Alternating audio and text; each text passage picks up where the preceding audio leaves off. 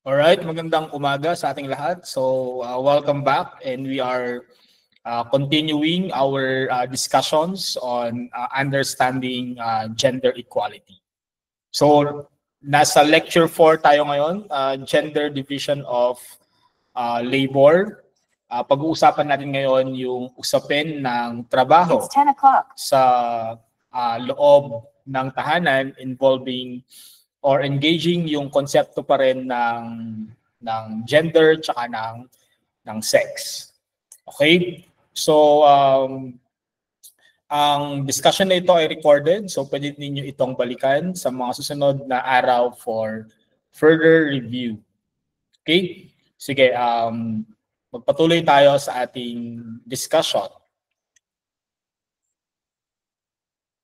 Okay, napag-usapan na natin na ang mga roles natin sa ating mga gender ay naging produkto ng mga paniniwala ng ating lipunan, yung mga kultura natin, tsaka yung mga tinatawag natin na value systems. Pinag-usapan natin noong mga nakaraan na may mga roles, may mga expectations sa pagitan ng isang babae at ng isang lalaki na inaasahan na gagampanan mo dahil iyon ang kumbaga ay nakatakdang role na dapat mong gawin bilang isang babae o bilang isang lalaki. Napag-usapan natin yan sa discussion natin ng gender socializations at napag-usapan din natin na maraming mga factors kung bakit nagkaroon ng role expectations sa mga lalaki at sa babae. At ilan na dyan ang ating mismong pamilya na nagpo-perpetuate o nagpapatuloy ng mga ganoong paniniwala at kalakaran sa pagiging isang babae o pagiging isang lalaki. Ang eskwelahan din naman ay ganun din. Meron din silang mga itinuturo na mga expected gender role. Kasama na syempre dyan ang mass media, ang simbahan, at maging ang ating estado o ang ating gobyerno. Dahil napakalalim, because the socialization processes are embedded, dahil usaping kultura ito, so nandyan yan, hindi yan natin basta-basta nababago overnight. So nagkakaroon ng fixation ang ating lipunan na dapat pag babae ka, ito ang role mo, pag lalaki ka, ito ang role mo. So nagkaroon dito ng epekto in terms of nalilimitahan ng kababaihan at kalalakihan na ma-attain o ma-achieve nila yung kanilang tinatawag na fullest potentials. Siyempre yung mga bagay na gusto mong gawin para kasi doon ka masaya sana, ay napipigilan dahil merong inaasahan na gender role sa iyo o merong ine-expect yung lipunan sa iyo na kumbaga parang stereotype na role mo bilang isang individual. So yun yung pinag-usapan natin noong mga nakaraan sa konsepto ng gender socialization. Ngayon naman ay pag-uusapan natin ang tinatawag na gender division of labor. So ano nga ba itong konsepto ng gender division of labor na tinatawag natin?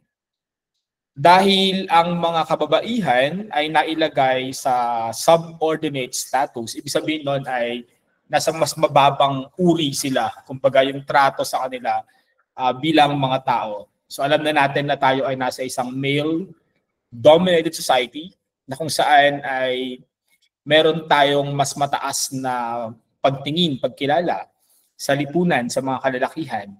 At ang mga kababaihan ay nabigyan ng tinatawag na subordinate status, okay, which gives them the lesser value to their gender role assignments. Kumbaga, yung mga gawain ng mga kababaihan ay nabigyan ng mas mababang pagtingin, ng mas mababang pananaw.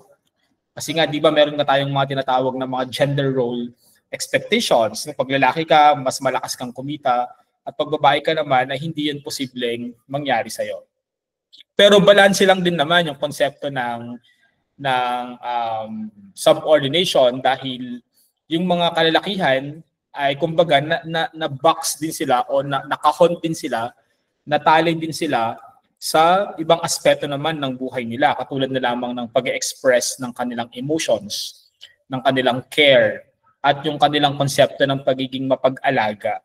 Di ba, pag lalaki ka, dapat, kumbaga, meron tayong tinatawag na pag lalaki ka, dapat matigas ka, ganyan. Dapat hindi ka masyadong emotional, hindi ka nagpapakita ng masyadong damdamin dahil ina-expect ng lipunan na lalaki ka. So sa aspeto ng emotional, psychological, sa babae naman, tinitignan yung ganong klase ng kalakasan. Sa mga lalaki naman, more on the, kumbaga economic side naman, yung pagtingin sa kanila na doon naman sila malakas. So nakikita natin na parehong gender, merong consequence yung gender socialization na sinasabi po natin. Okay?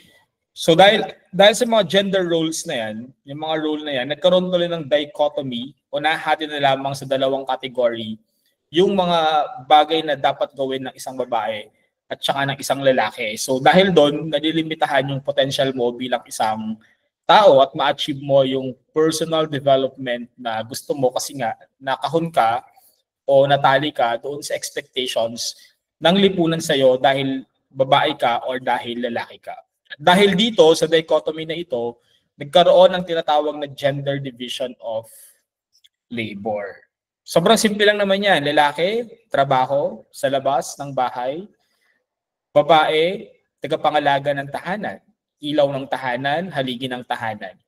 So nagkakaroon ng mga roles na namamagitan between men and women. So, hindi ba ito maganda? Tama lang ba na pag lalaki ganito, pag tatay ganito? Tama lang ba na kapag nanay ganito, kapag nanay ito ang gagawin? Okay, so yung gender din natin ay nagbigay sa atin ng assigned na trabaho sa atin dahil sa naging dikta ng lipunan. Kaya ang tanong natin, dapat ba talaga na magkaroon ng kanyang klaseng dichotomy of work between men and women? Okay? So, next slide. Sa session na to, ang ating objective ay pag-uusapan natin yung konsepto ng gender division of labor. Alamin natin kung ano yung namamagitan between men and women in various spheres of social life. We will also identify the effects of gender divide to men and women and to the society in general. Okay, I think lahat kayo nakapagpasa na ng ating ritual activity na kung saan kayo ay binigyan ng instruction na i-fill up yung form. Okay, na kung saan ay pinakita natin yung kada oras na ginagawa ng isang nanay, o ng isang tatay, o ng isang babae, o ng isang lalaki sa loob ng tahanan. At alam ko, napansin ninyo, in terms of roles ng inyong nanay tsaka ng tatay o ng inyong kung sino man yung babae at babaeng naka-assign sa bahay at yung lalaking leader na naka-assign sa bahay, I'm sure nakita ninyo yung pagkakaibahan ng kanilang trabaho. At nakita rin natin in terms of valuation, ibig sabihin nun is yung ginagawa ba nila na yun ay nag-generate ng income. Okay? Yung iba sa inyo, hindi nagsasabi ng totoo kasi iba doon kilala ko kung sino yung mga magulang nila. Okay? So, kita natin na yung mga tatay, syempre, sila yung mas, lahat ng ginagawa nila, mas nag-result into financial income o nagkakaroon ng kita yung pamilya. Pero yung mga nanay natin, mostly yung oras nila nalalaan sa trabaho sa bahay. Diba? Nagluluto, naglalaba, naglilinis ng bahay, nag-aalaga ng mga bata, naghahanda ng pagkain, ng baon ng mga anak at ni mister. So, generally, maybe with the exemption of some of you guys, generally nakita natin na yung mga tatay syempre yung mas nag-earn. Kasi di ba parang meron tayong kultura na dapat naman talaga yung tatay ang nagpapasok ng mas maraming pera sa bahay. Pero ang tanong, tama ba yung ganong kaisipan? So ina-expect din natin na, syempre nanay yan, talagang sa kanya ang gawaing bahay. Siya kasi yung nanay, siya kasi yung babae. So nagkaroon tayo ng ganong gender role na socialization tsaka tawag doon, expectations. Kaya dala-dala natin yon hanggang sa buhay, may asawa, buhay pamilya, and even at work. Kahit nga mismo sa trabaho, kahit kayo nga lang sa classroom nyo, di ba? Oh, o dapat yung mga lalaki sila yung magbubuhat, o yung mga lalaki dapat sila yung magli-lead, o yung mga babae ganito, ganyan. So tayo mismo nagiging vehicle din tayo ng pagkakahati-hati ng trabaho just because of the gender. Pag babae ka, pag lalaki ka, dapat ganito ka or ganyan. Okay? And then next. So we see in the activity that our parents and generally the women parents are the one who don't earn that much.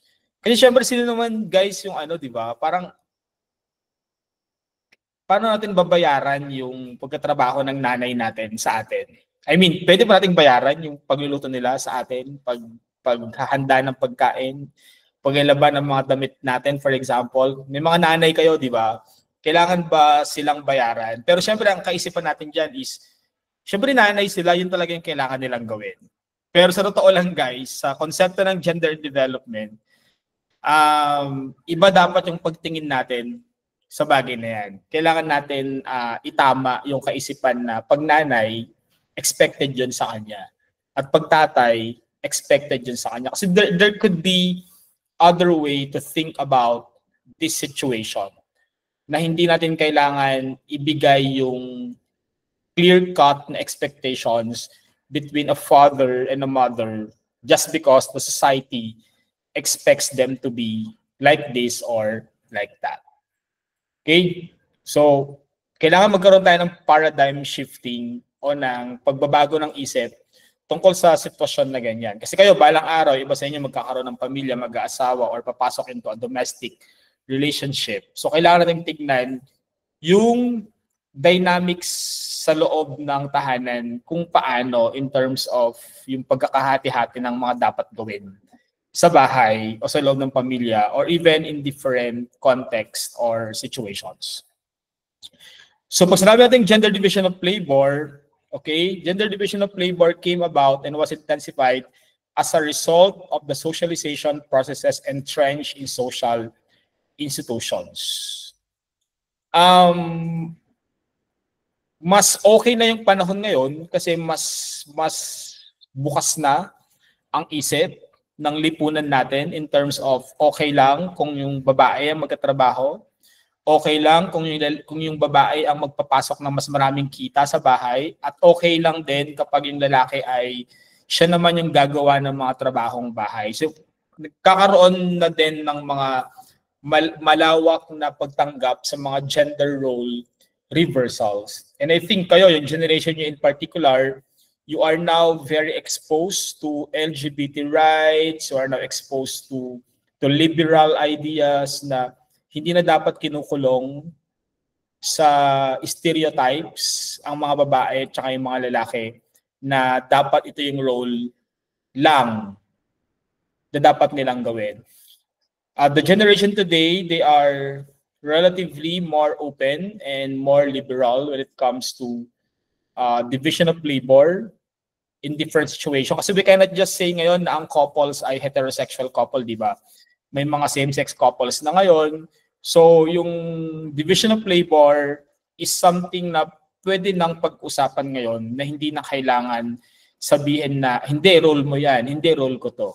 But roles can be played by anyone. Anyone can be the income earner. Anyone can do the domestic chores, regardless of being a man, a woman, or whatever gender expressions a person is living sa kanyang sarili. So ang mga kababaihan ay tinuruan habang sila ay lumalaki, at ang mga kalalakihan ganun din.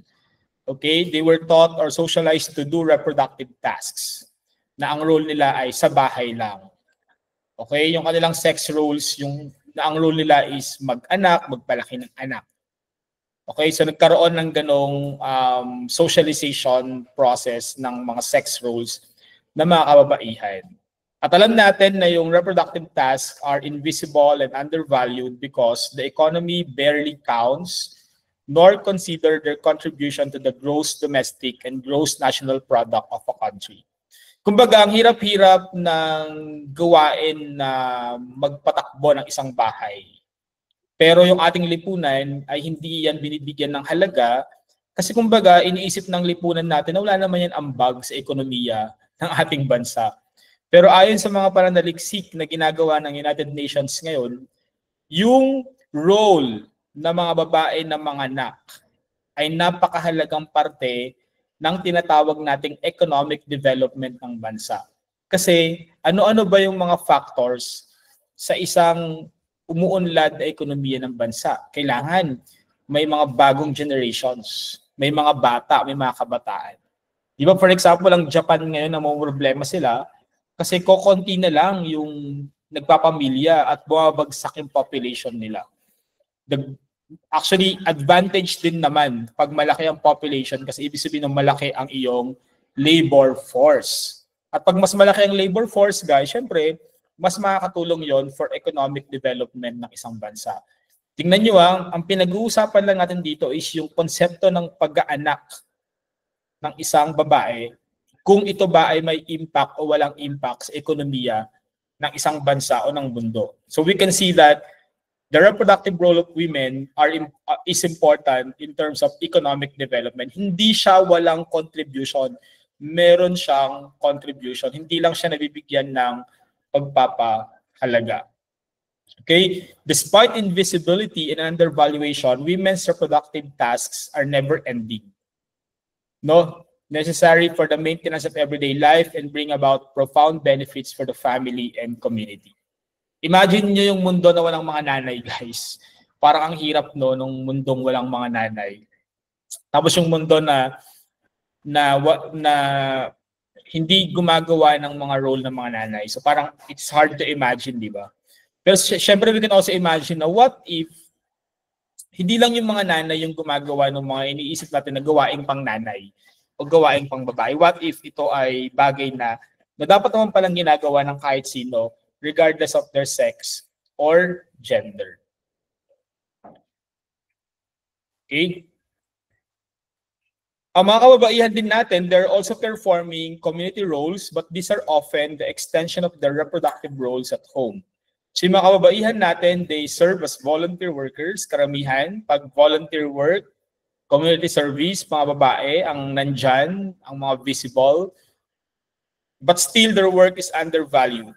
Comparatively, when men get involved with community work, kapag lalaki naman ang sumali sa gawain sa komunidad, they usually perform leadership roles which are given more value over women's community contributions. For example, ang dami-dami ng ambag ng mga kababaihan sa ating lipunan, sa ating barangay, sa ating bayan. Pero kitang-kita pa din natin, mga lalaki pa din ang kapitan, mga lalaki pa din ang SK chairperson, mga lalaki pa din ng Congress, ang mga nasa Congress, sa Senate. Majority pa din ng ating mga community leaders, mayor, ay mga kalalakihan pa din.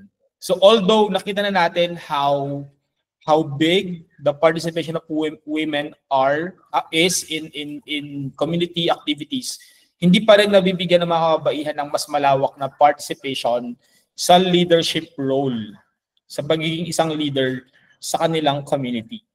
So sa ating mga future women professionals dito, you have the chance to assert your ability that women can also take big or even small leadership roles sa kanilang mga lipunan. Kasi hanggang ngayon, statistics show na kokonti pa din ang participation ng mga kababaihan sa ating mga leadership roles sa ating mga community. Despite of the fact na ang dami-daming contribution, ang dami-daming participation ng mga kababaihan sa iba't ibang community activities. Saan man lupalop ng mundo, even here in the Philippines. Number 4, mga konsepto ng gender division of labor natin. While childbearing will always be done by women, child rearing and housekeeping need not be. Kuha natin yon, yung magandang statement na yon. Totoong role ng mga kababaihan ang manganak. Pero possible din naman na yung pag-aalaga o yung child rearing and housekeeping ay hindi naman totally sila pa din. We know that childbearing is automatically for women, but child rearing and housekeeping could something na pwedeng gawin ng iba para sa kanila o pwedeng gawin nila ng may kasama katulad ng kanilang mga asawa o ng kanilang mga partners. Can you please turn off our microphone? Mag-volunteer po tayo i-off yung mga microphone natin. Wala po tayo sa discussion. Fulfilling reproductive and productive roles are not a function of sex roles and thus they should not be fixed. Okay? Sino ba yun, guys? Sino ba yung please be mindful in an online class? Can you check yourself, guys? If your microphone is open, you are a lot inside the classroom. O si Lance, if you don't want to pay attention in class,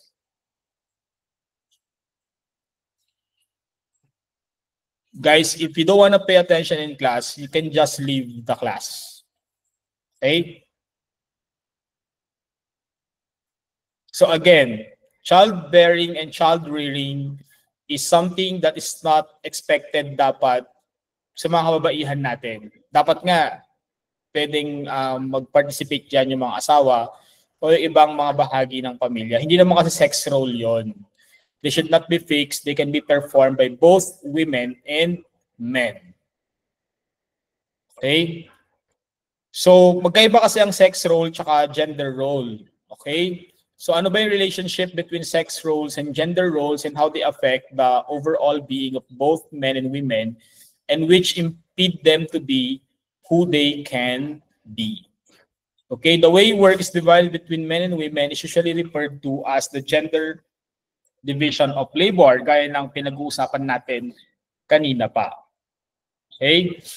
So, wait, medyo mabagal ang respond ng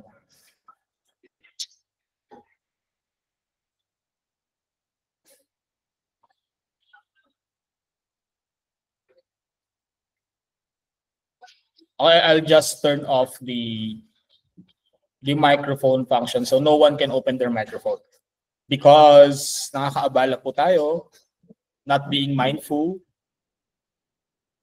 Okay, so we have to clarify these two concepts para mapalalim natin yung ating pangunawa sa kababaihan at kalalakihan na paulit-ulit natin sinasabi, hindi tayo dapat nagsiset ng fixed na expectations sa kanila except yung mga sex role talaga na inherent, hindi yan pwedeng tanggalin sa isang tao. Tulad nga nung panganak, alam naman natin talaga na babae lang naman talaga ang nanganganak. Okay? Because setting expectations that are possibly na pwede namang gawin ng iba will not help them grow as individuals. Okay? So pag sinabi natin sex roles, ang sex roles refers to a biological function for which a necessary qualification is to belong to one particular sex category in order to perform or fulfill the role. Example ng mga sex role, pregnancy is a female sex role because only members of the female sex may bear children while it is only the males who can provide the sperm cell needed for procreation. So, yan, klaro yan. Hindi yan pwedeng ibigay sa iba na role kasi it's a sex role. It's a fixed role between men and women. And basically, these are biological inherently sa atin. Pag sinabi naman po nating gender roles, these are learned behaviors in a given society or community or other special group that condition us to perceive certain activities, tasks, and responsibilities as for males or for females. Again, ang keyword dyan ay learned behavior. Okay, when we say learned behavior, natututunan siya. Okay, hindi siya biologically nandyan sa katawan natin. Ang gender role ay tinuturo sa atin ng lipunan na ganito ka, ganyan ka, ito yung mga pwede mong gawin, ito yung mga dapat mong gawin. Okay, for example, a woman is expected to bear a child as her sex role. And because of this, the society expects that child rearing and other attached responsibilities are a woman's gender role. Again, no, sex role niyang manganak, at dahil siya yung nanganak, ina-expect ng lipunan na gender role din niya yon. Pero kasi pag usaping gender role na, pwedeng hindi na. Pwedeng ito ay shared responsibility na ng nanay, ng tatay o ng iba pang mga parte ng pamilya.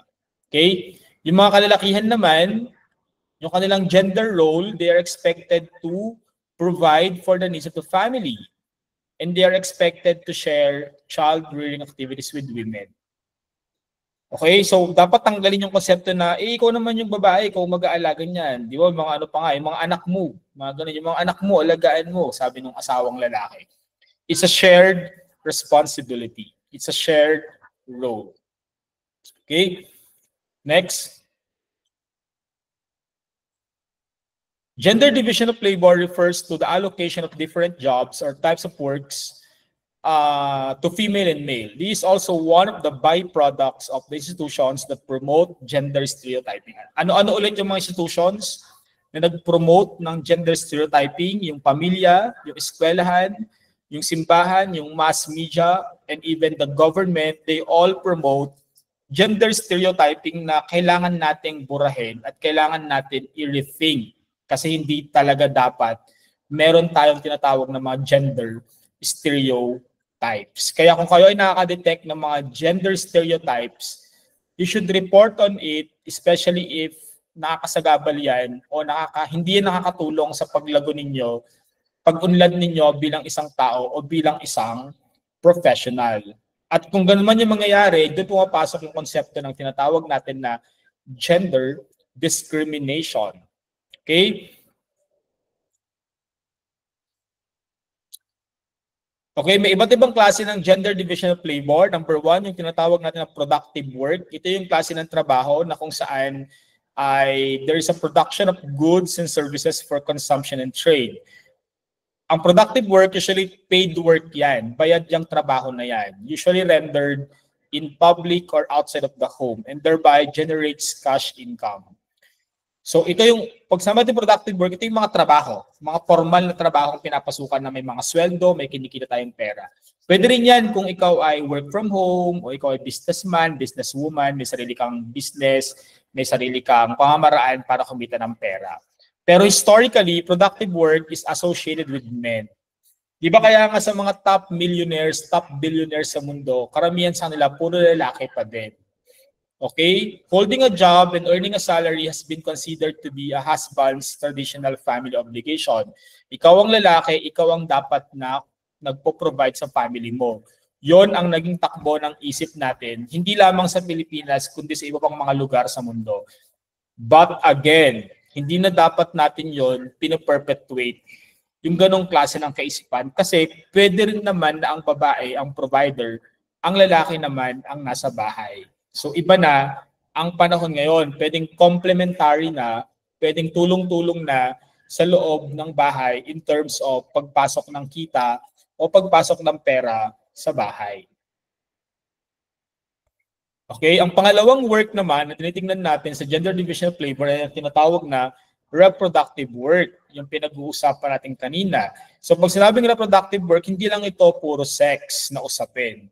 Pag sinabi nating reproductive work, we are also referring sa pag-aalaga, pag-maintain ng bahay, so pag-aalaga ng mga anak, paghahanda ng pagkain, pamamalengke, housekeeping, yung health ng family, lahat yan rin pumapasok sa konsepto ng reproductive work. So work performed directly in the service of families, housework, and childcare. Usually ito ay unacknowledged because of the cultural assumptions na nanay naman po siya, kaya siya dapat yung magluluto, magpapakain, mag-aalaga pag may sakit. Di ba, guys? Parang malabo yata yung ganong konsepto. Medyo parang unfair naman. Isipin nyo nga, kailan kayo huling nagpasalamat sa mga nanay nyo kasi meron kayong agahan na kinain kanina? Kailan mo huling hinag si mami mo para mag-thank you kasi laging maayos yung kwarto mo? Kailan ka huling nagpasalamat sa kanya kasi she has done a lot of good things to you? Madalas, yung mga nanay natin, they are unacknowledged. Yung mga tao na tumatayong nanay, nagpapakananay, sa tahanan, hindi sila nabibigyan ng pagkilala sa kanilang mga napakahirap na trabaho bilang mga tagapangalaga sa loob ng tahanan. Maybe after the class today, you can go to your mom or maybe you can send a message to your mom. No? Pasalamat ka naman kasi yung labor of love, kumbaga, na binibigay niya. Pero ginagawa niya kasi una, expectation ng lipunan sa kanya yon. Pangalawa, mahal ka rin naman talaga niya. Pero if you will look at it, it's very difficult na i-perform yung trabaho ng isang nanay at wala itong bayad. This unpaid work. Dahil unpaid work siya, wala siyang economic value. Iniisip natin na wala siyang ambag sa ekonomiya ng bansa natin.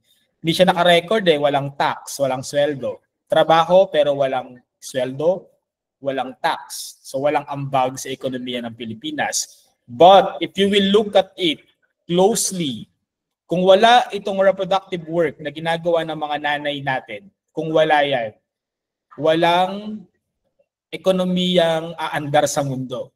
So si nanay pa din talaga, kahit hindi siya sumisweldo siya nagta-tax, yung trabaho niyang ginagawa sa bahay, it creates productive work and generation of goods and services for the cash economy. Kasi kung walang nanay na mag-aalaga ng mga anak, walang magiging mga future teachers, walang magiging future engineers, walang magiging future public health professionals, nurses, etc. Wala lahat yan kung walang nanay na nag-alaga sa loob ng mga tahanan. So unacknowledged, hindi nakikilala, hindi napapasalamatan, guys.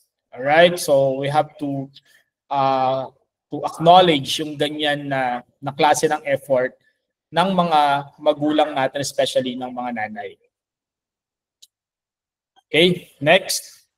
Another concept is community work. It refers to collective organization of social events and services, ceremonies, celebrations, community improvement activities, participation in groups and organizations, local political activities. Both women and men have community management roles. However, their contributions are differently evaluated. Men lead while women volunteer.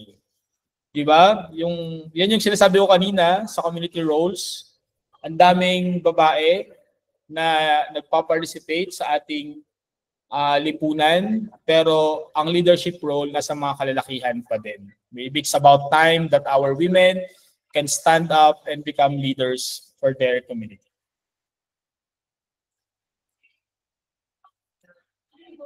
Okay, wait lang.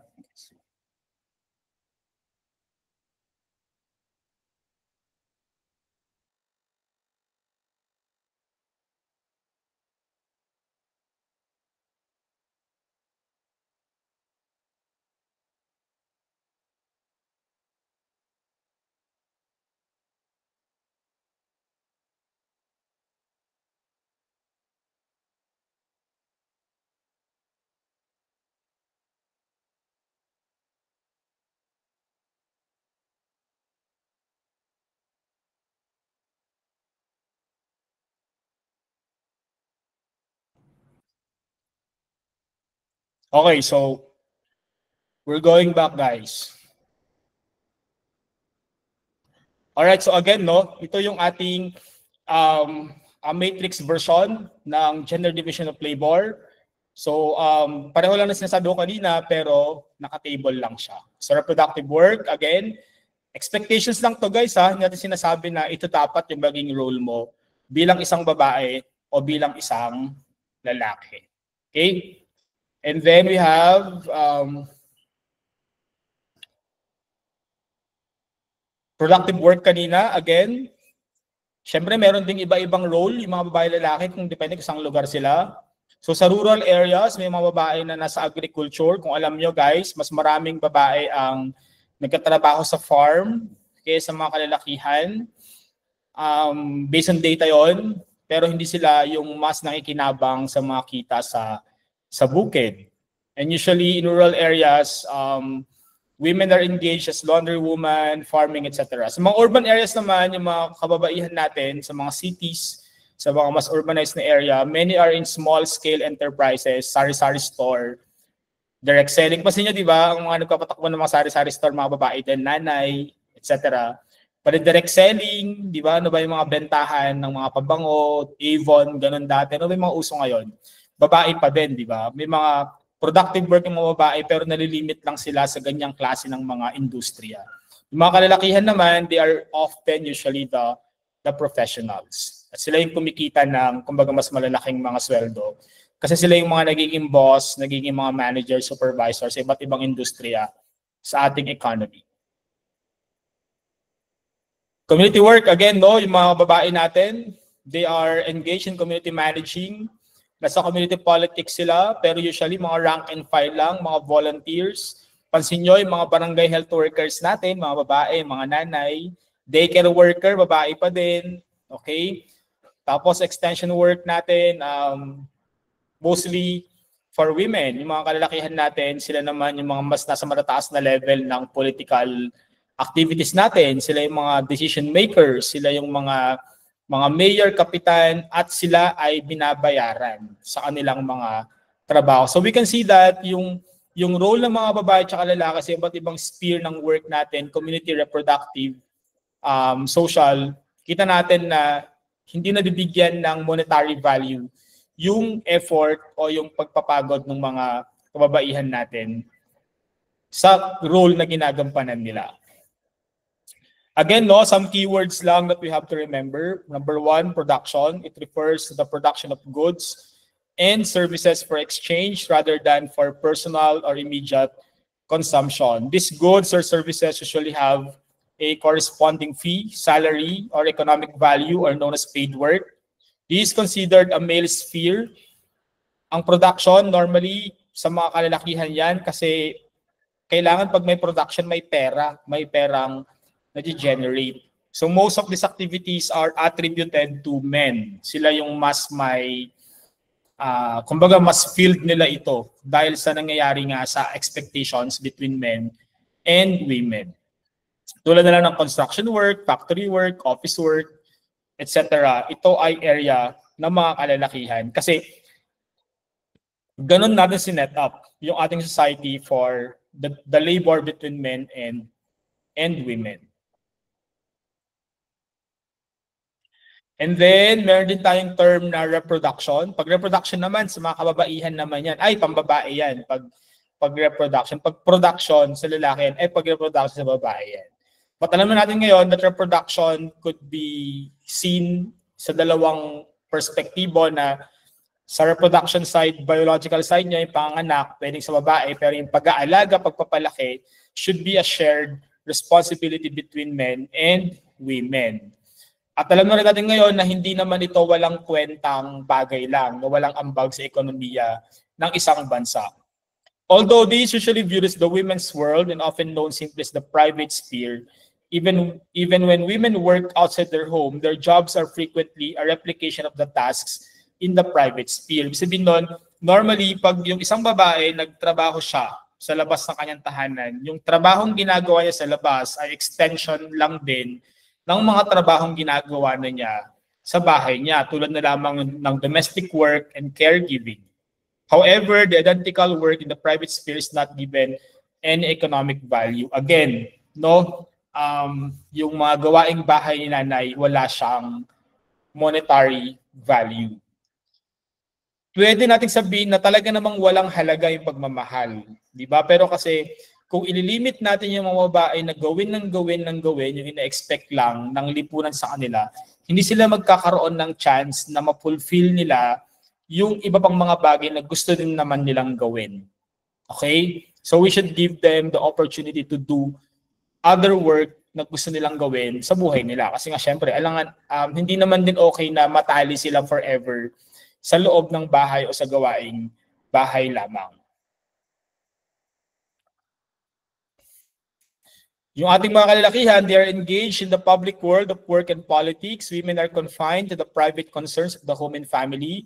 While females nowadays are in the paid economy, most jobs are mere extensions of their domestic functions.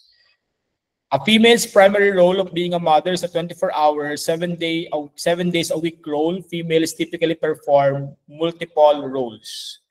Because a male's primary gender role as set by the society is to be the economic provider or breadwinner in the household, males are usually judged by their success in this role, which puts pressure on them. Yun naman, sa side naman ng mga lalaki, nabi-pressure naman sila na mag-generate ng income kasi yun naman yung ina-expect ng society sa kanila. Reproductive role is cyclical and never-ending, and therefore a woman's work is never done.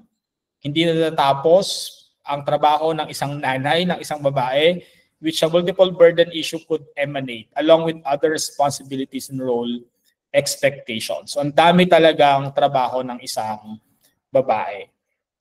Gender has implications for achieving equality between men and women. Okay, it limits the potential of both men and women, making them both victims by how they were molded by their social institutions into fulfilling their gender roles. Ano pa?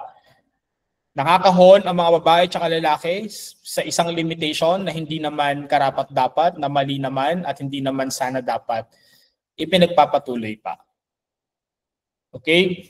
Siyempre, kapag ikinakahon natin ang mga kalalakihan at kababaihan sa kung ano lang yung pwede nilang gawin, nagkakaroon ng limitation sa leadership opportunities, especially for women.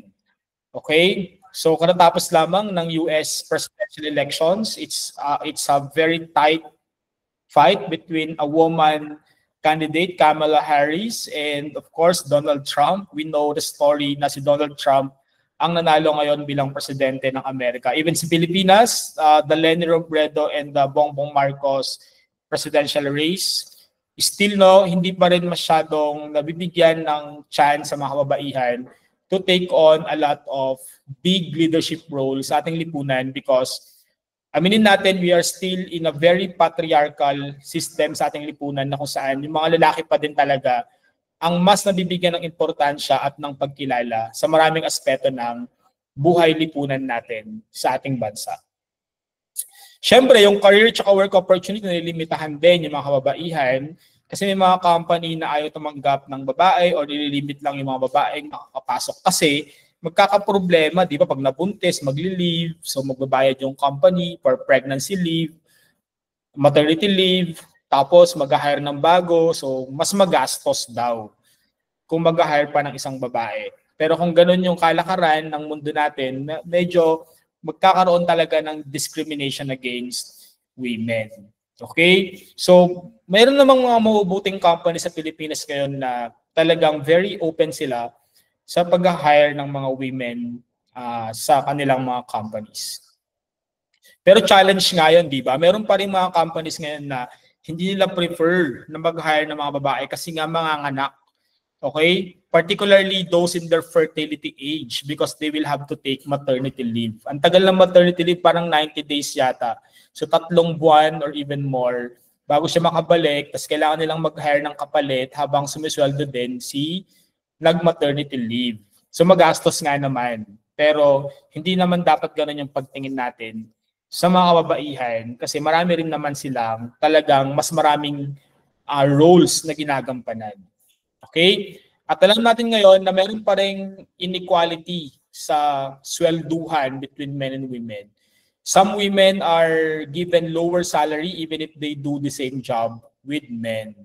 Reasonable differences are permitted if due to seniority or merit. However, in most cases, men are paid higher than women even if they perform the same task in an organization. Okay? At dahil din sa gender division of labor, naapektuhan din ang napakarami pang ibang role ng mga nanay natin at ng mga kababaihan. Women had to juggle various tasks simultaneously. They had become burdened from fulfilling all these gender role expectations, having less help from men, husbands who are primarily expected to simply fulfill productive tasks. Si lalaki kasi magkatrabaho lang naman yan, di ba? Uuwi, kakain, matutulog, gagawin yung mga role niya bilang isang lalaki sa bahay. Pero yung nanay natin, gising yan. At ang dami niyan ginagawa araw-araw.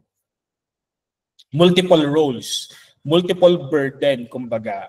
Women across the world do engage in paid work or income-generating activities. They tend to lose out in terms of access to, control over, and benefits from productive resources. This is because women's reproductive and community management roles are often perceived to be natural. Yun na nga, kasi nanay naman siya, talagang sa kanya yan. Pero hindi na dapat ganun. Okay, if a mother or other female relations take care of children during working hours, they are not financially rewarded. However, professional careers receive remuneration for the same tasks and are considered in economic statistics. Medyo maganda na rin yung kalakaran sa Pilipinas ngayon. Inaalaw na ang mga nanay na magdala ng anak sa trabaho, mag-alaga habang nagtatrabaho. Meron na rin tayong work from home flexibility sa marami sa mga companies natin na pinapayagan sa mga extraordinary special situations ang mga kababaihan na tuloy lang yung trabaho nila kahit nasa bahay sila. Although, syempre, isipin niyo kung gaano kahirap yung nasa bahay ka, nag-aalaga ka, nagpe-prepare ka ng mga kailangan sa bahay, at the same time, magkatrabaho ka din.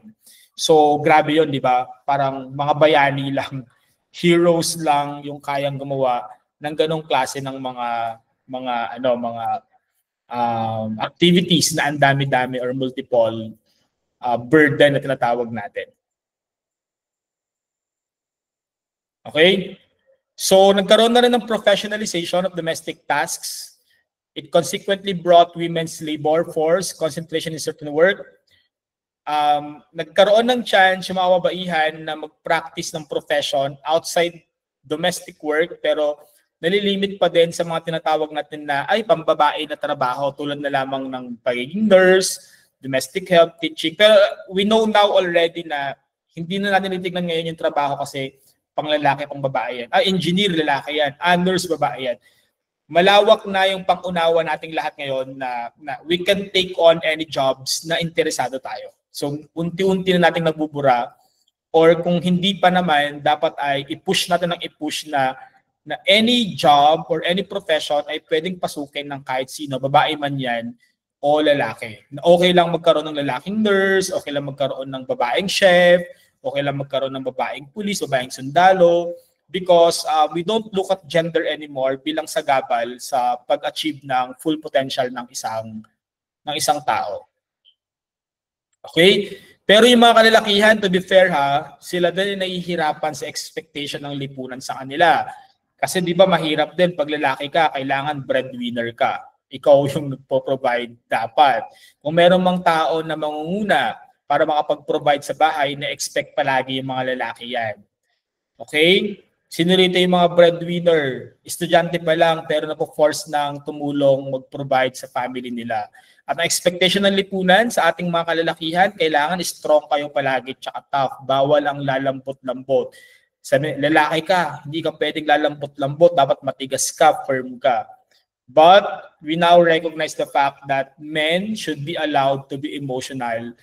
And men could be weak, hindi palaging expected to be strong. The society does not allow softness in them, kaya nagkakaroon tuloy ng mas maraming lalaki ang nagpapakamatay, nagsusuicide, because they cannot express their emotions. Kasi sabi sa kanila nung bata sila, pag lalaki hindi umiiyak, bawal umiyak, hindi iiyak, pipigilang umiyak, di ba? Naalala nyo, sinirito yung mga pinalaking ganon na kapag iiyak na, sasabihin ng nanay, ng tatay, hindi iiyak, huwag iiyak.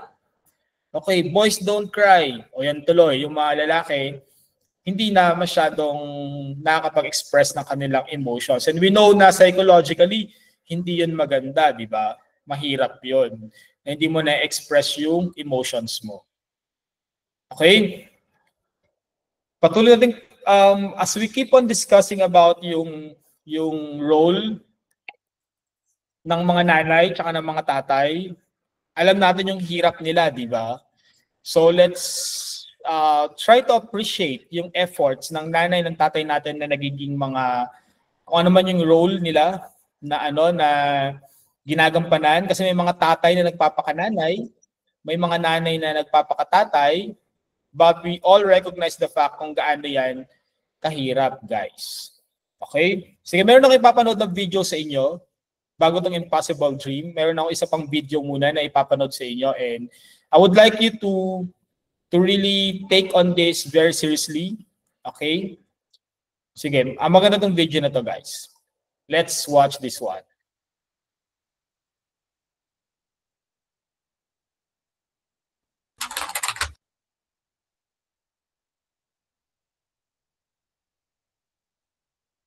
Just give me 1 second. Sure.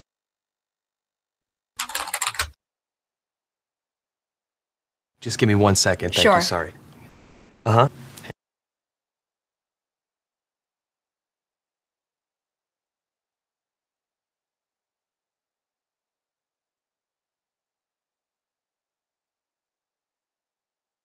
Hi. 2 minutes. Thank you. Hi, good afternoon. Sorry about that. Oi.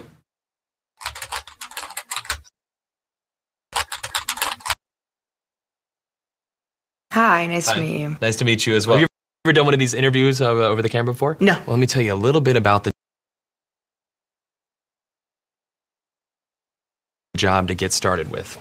It's not just a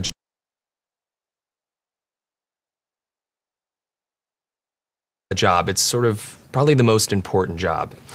The title that we have going right now is Director of Operations, but it's really kind of so much more than that. Responsibilities and requirements are really quite extensive.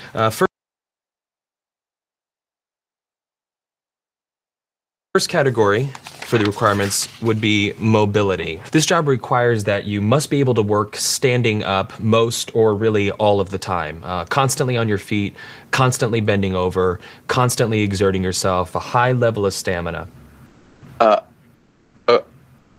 Okay. That's a lot.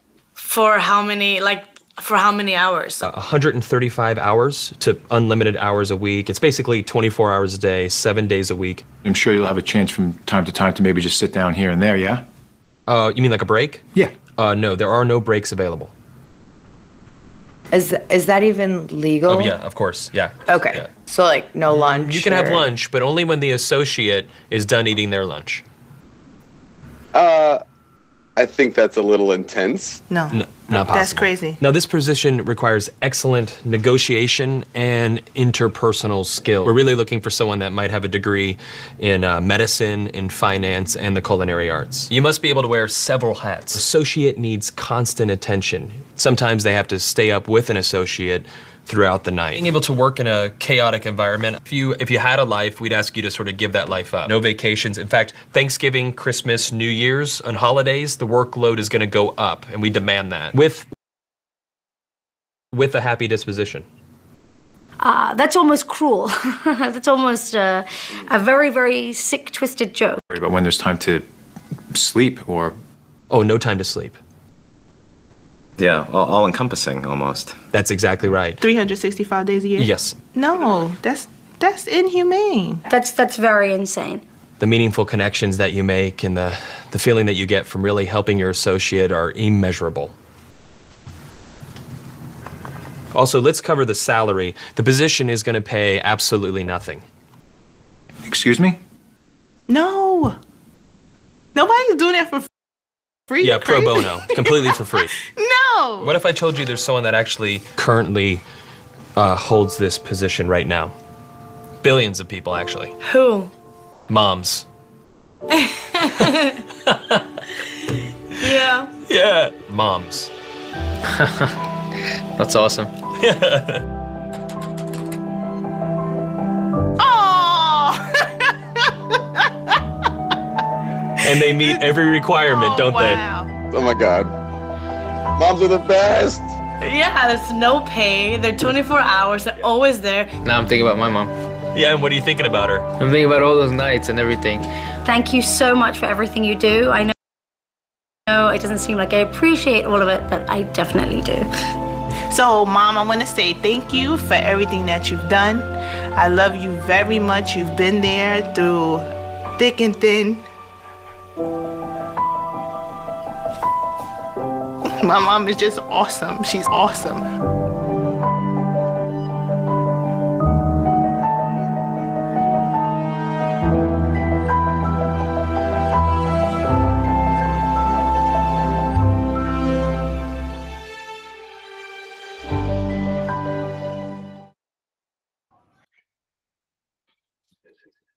And let's watch one more video, yung The Impossible. Just give me 1 2. second. Thank Sure. you. Sorry. Uh-huh. Hey. Hey.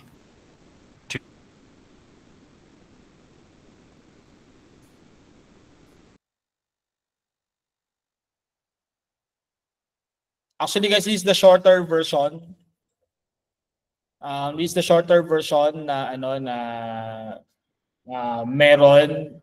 May mas mahabang version to. You can watch this during your free time kasi we only have 5 minutes left. So let's watch the shorter version of The Impossible Dream. Okay? Sige.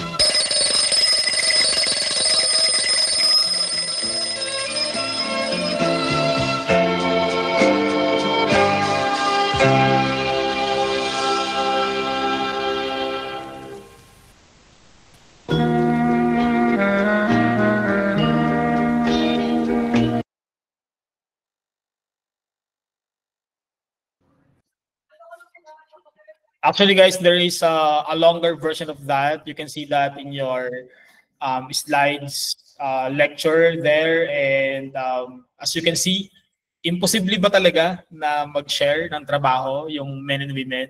Imposible ba talaga na magkaroon ng fairness between men and women? Impossible ba talaga? Impossible dream ba talaga na magtulong-tulong yung lahat to perform a particular job? Impossible dream ba talaga na yung mga babaihan will not be able to advance their careers because they are women?